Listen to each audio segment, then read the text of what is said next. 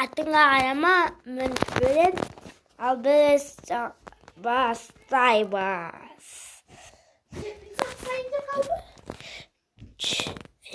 Атыңа қарама түсірем.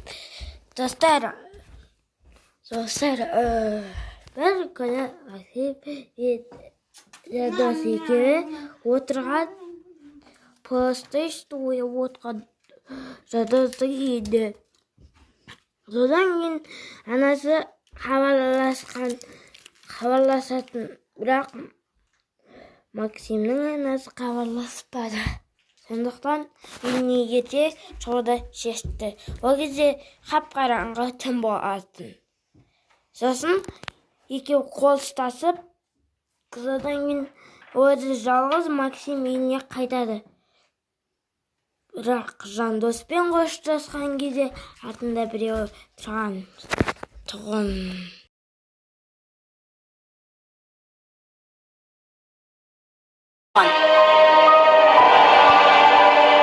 Артыңа қарама. Осылай айтқан. Дәл осы сөзді айтқан соң, ол сөзді қайда олай?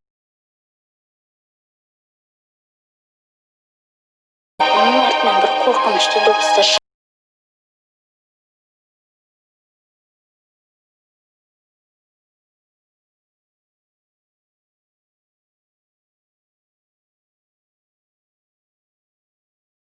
Артыңа қарама.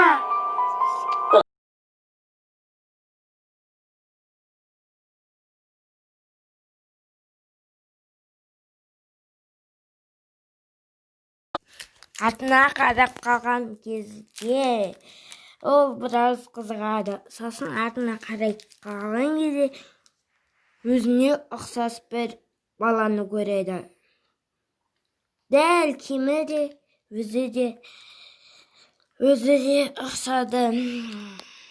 Содан кейін балаға барғысы келді. Мүмкін көмек керек шығар деп барғысы келді. Ол оған жақындады.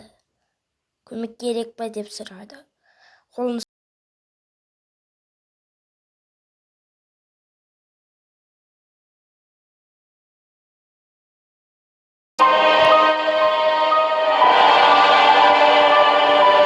артына қарама деп айтқан. Достар, осы видеоны лайк басамыз.